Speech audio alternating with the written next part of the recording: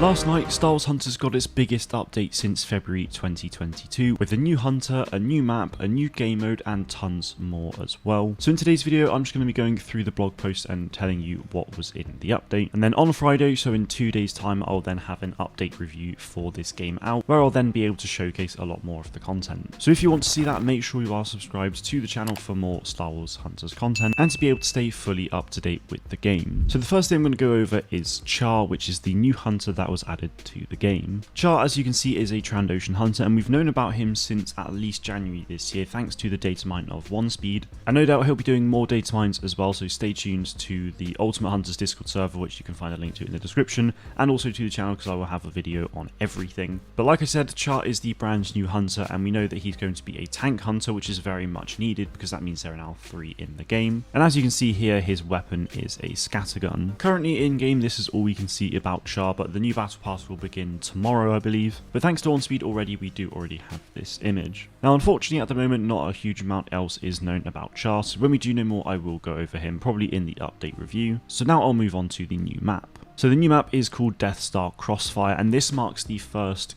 map in the game that is finally a new planet.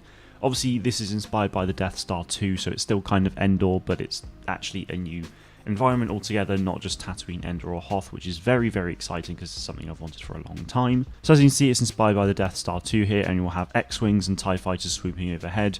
There are crash sites, interiors of the Empire as well on the Death Star, which is hugely exciting, but unfortunately, as of me making this video, I haven't been able to play the map yet, so that's a bit of a shame. But I will have plenty of gameplay on it over the next few weeks, and of course in Friday's update review. So a new map and a new hunter, that is already a very good thing, and there will be a new arena pass as well, which I'll talk about in just a second. But once again, we also have a new game mode in the game, which is awesome. So this is called Trophy Chase.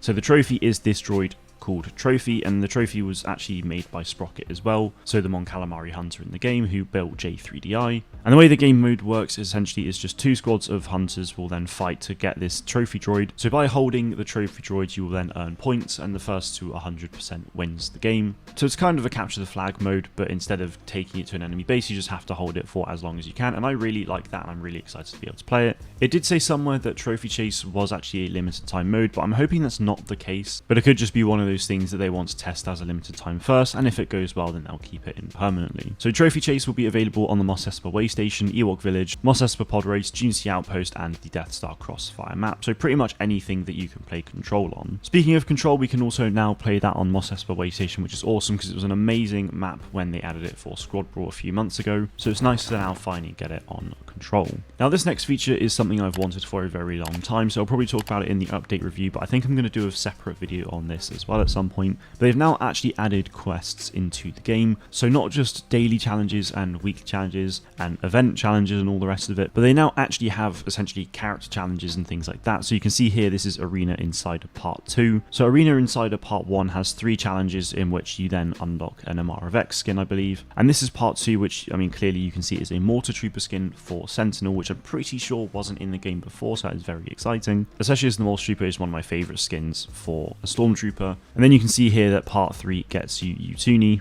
if you haven't unlocked him already. So I'm hoping they'll do this for other hunters as well in terms of these character challenges and not just having to buy them, but we will just have to wait and see. I'm hoping there will be plenty of quests and they'll just add more with each update, because I think there'll be an amazing way to be able to unlock awesome cosmetics and definitely keep players fully engaged. They've also made huge changes to the friends and parties system, which I won't really talk too much about now, but they've basically segmented it into different sections, which is really good, and it looks a lot nicer and cleaner. What's even better as well is that you'll now also gain 10% bonus arena XP when you're in a party of people, whether that's 2 or a full team of 4, so that is really good to see. Other changes to the menus have been made as well that just makes the game look even better than it did before. And it definitely feels a lot more user-friendly, which I imagine is the aim. So within this update, they've also added 194 new pieces of cosmetics. So there's costumes and weapon skins, stickers, avatars, and victory poses. So a lot of this stuff will be in the Arena Pass when that drops, but then some things are already in the store at the moment and will continue to be added into the store as time goes on. So I'm very excited to see what's in store for us with these new cosmetics. And no doubt I'll be talking about them for quite some time. The final thing that I think is really really worth noting is that the roster visual has updated, so the background of where all the hunters are has actually changed quite dramatically now and is unique to each hunter, and it does look really nice, and I'll show that a lot more in the update review on Friday. But it is really cool, and this update has really just made the game feel like it is even closer to release, which is great to see.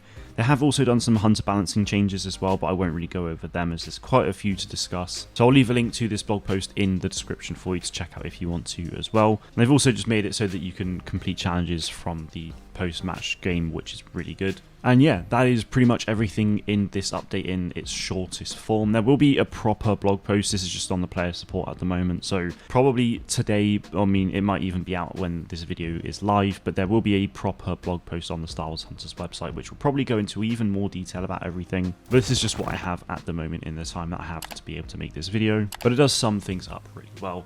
So in short, we've got a new game mode, a new map, a new hunter, and just tons more changes. I'm really excited to keep playing this game over the next few weeks, and hopefully soon we'll get some kind of news as regard to a release date, and maybe there will be some news in the files anyway, some data mine rumors and whatnot. So make sure you are subscribed to the channel to stay fully up to date with Star Wars Hunters. That is it from me today though. Thank you all very much for watching, and may the force be with you always.